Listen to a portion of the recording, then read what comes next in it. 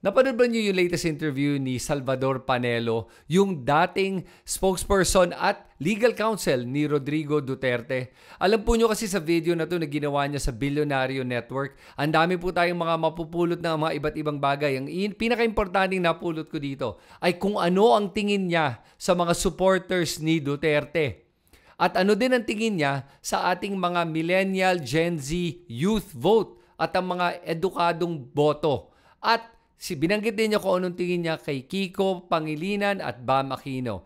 Ngayon, para hindi niyo kailangan yung panoorin yung buong video, kukwento ko na lang sa inyo yung video at papakita ko yung snippets. At hindi lang yon, babanggitin ko rin kung ano yung mga observation ko dito at yung aking tingin sa mga binanggit niya. Okay? So, umpisahan na natin to, guys. So, first let's talk about kung ano yung unang portion ng video, kung saan binanggit niya kung ano ba talaga ang mga Duterte supporters. Panoorin natin to.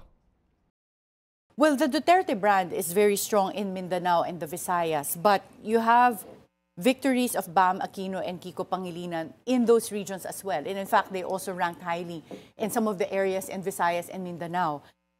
But these are areas where they were once demonized by Duterte supporters. So what do you think accounted for those victories? Yung pa rin, kasi the Gen Z and the millennials constitute 56% of the voting population. Napakalaki nun. More than half yun eh. Plus, at the same time, alam mo, yung Duterte country, talagang maraming blindly, I'm sorry to say, talagang bumoto dun sa 10. Kaya ang taas nila dun sa mga Duterte country. Pero pagdating dun sa iba, na maraming mga grupo ng mga bata na edukado, hindi nakapasa yung marami sa kanila. Dun sa among the Duterte. Okay, nakita mo dito si Panelo na mismo nagsasabi na to, na ang mga supporters ni Duterte at mga DDS sa mga nanonood ngayong araw na to, okay, kayo kausap ni Panelo dito, naniniwala ba kayo at tinatanggap ba niyo yung kanyang assessment na bulag kayo? Na bulag kayong bumoboto? Na you have what they call blind loyalty. Nagbubulag-bulagan na lang. Ayaw niyong makita ang katotohanan.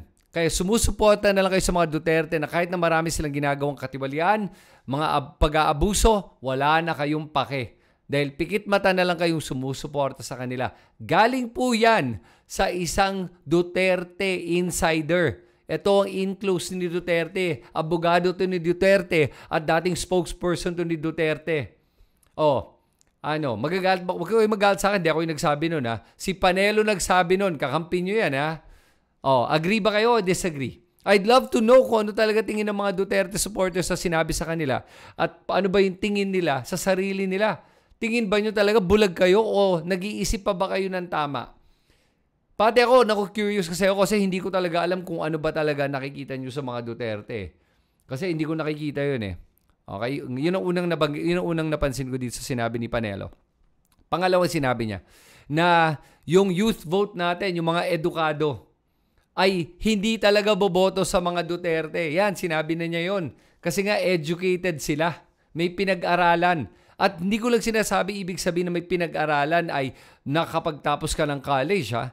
Yung may pinag-aralan, yung marunong ka mag-isip. Para sa akin, mas malawak yung pagtingin ko sa isang tao na may pinag-aralan. Malawak mag-isip at nag-iisip pa ng tama at hindi nagbubulag-bulagan. Kaya medyo telling talaga tong interview ni Panelo dito. At hindi lang yon.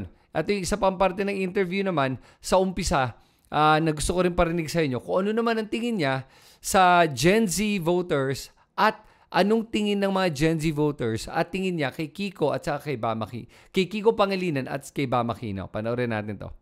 Sa tingin ko, si Bam Aquino at si Pangilinan, kaya nakapasok yan because of the Gen Z and the millennial voters. Because these are the people who are educated. In other words, they are knowledgeable and aware of what is happening in this country. Ayaw nila yung alyansa because nga ang failure ng administration. Yun namang kaliwa, ayaw din nila. Hindi, punta sila sa PDP laban, tatlo lang o dalawa lang ang gusto nila doon. The rest, hindi nila type for whatever reason. Ang ginawa nitong dalawang Gen Z saka millennials. Since hindi nila gusto yung tatlong sides, hinanap nila yung hindi corrupt. In fairness to the two, wala naman silang record ng corruption. Si Bam saka si Pangilinan. The only pwedeng masasabi mong fault nila is they present themselves as the only righteous people in the world among the political landscape.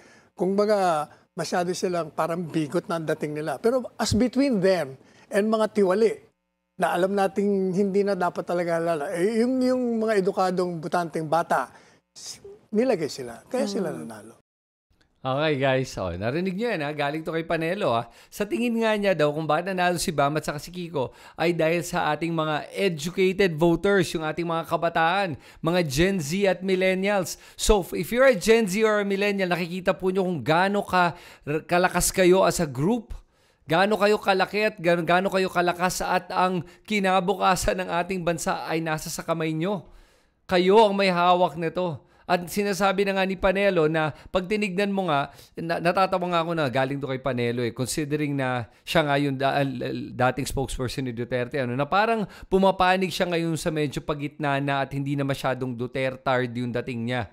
At sinasabi niya dito na yung ating educated voters, so yung mga may alam, ayaw na nga sa mga alyansa, ayaw sa mga kaliwa, hindi ko alam kung sino binabanggit niya, o mga oposisyon, tapos ayaw na din daw sa lahat ng PDP laban except sa dalawa. Doon medyo alam ko na sinesave niya yung image yung dalawang yun Pero in the latter part of that statement, narinig mo nga sinabi niya na ayaw ng mga Gen Z at saka millennial at mga educated voters yung tatlong grupo na binanggit niya. Kaya nila binote si Bam at saka si Kiko. Kasi nga, sa lahat ng mga yon, alam na nga niya, siya mismo sinasabi niya, na in fairness to Bam Aquino and Kiko Pangilinan, ay wala silang kahit na anong bahid ng korupsyon, na matino sila. Na ang only fault lang nila, kasalanan lang nila, ay parang dating daw nila, ay sobra silang righteous. Yun lang daw ang kasalanan nila. At kasalanan ba talaga yun kung righteous ka? Kung alam mo talagang wala kang ginagawang mali, na para daw bigot na daw sila, tingin daw nila sila lang daw ang parang matino. Pero siya na nagsabi na mukhang sila nga lang daw ang matino sa lahat At alam nga niya, lahat daw hindi nga matino Galing sa sarili niyang bibig. Kaya sa akin yung pagbanggit niya na yun lang ang fault nila, that's not a fault to begin with. And number two, sila ba nagsabi nun? Hindi. Sinasabi ba ni Bam na siya lang ang matino? Hindi. Have you ever heard him say that? No. Have you ever heard Kiko say that? No. They've never said that. Ang nag-iisip lang ng mga ganitong bagay na to ay yung mga tao na maraming ginagawang katiwalian. Ang nag-iisip lang naman to ay yung mga kalaban nila na parang itong pinaparamdam nyo sa akin. Hindi nila pinaparamdam nyo sa inyo na pumipili kayo ng mali. Wala silang sinasabing ganun. Kayo nag-iisip nun dahil alam nyong mali ang pinipili nyo. Kaya nyo yan nararamdaman dahil sa inyo yan. Walang nagpaparamdam yan sa inyo. Kung tingin nyo na yung mga sinusuporta nyo ay mga corrupt, kayo ang nag-iisip nun dahil alam nyo yung katotohanan. That's what we call cognitive dissonance. Yung hindi mo na alam kung bakit itong pag-iisip mo at hindi mo din madepensan, kinaiinis ka na lang, tapos binibintang mo yung ibang tao dyan sa yung hindi mo maintindihan na pag-iisip at damdamin. Kaya sinasabi na ganito si Bam at si Kiko dahil wala ka na ma-pin down sa kanila Naghahanap ka ng fault. Wala ka nang makita kasi nga matinutong mga to. Tama. Ang gagawin ko na lang is ayoko sila dahil sobrang nilang righteous. Kahit na hindi naman nila ginawa yun. Inaakusan mo sila sa isang bagay na hindi naman totoo. Dahil yun ang paningin mo lang. Dahil yun ang nararamdaman mo. Dahil alam mong mali ang mga pinipili mo. Kaya para sa akin talaga medyo interesting itong pinaposisyon ni Salvador Panelo at yung ginagawa niya. At yung pagsuot niya ng yellow, coincidentally, he was wearing yellow and he even realized he was wearing yellow. Tapos pinipraise si Kiko at saka si Bam. Na alam naman ng mga DDS nating mga kaibigan na palagi nilang tinatawag na dilawan. Tingin mo ba naging dilawan na kaya si Panelo dito? O kaya gumigitna na siya o pumapanig siya sa medyo pagitna para magmukha siyang neutral para sa kanyang sariling political future. Yun kaya yun?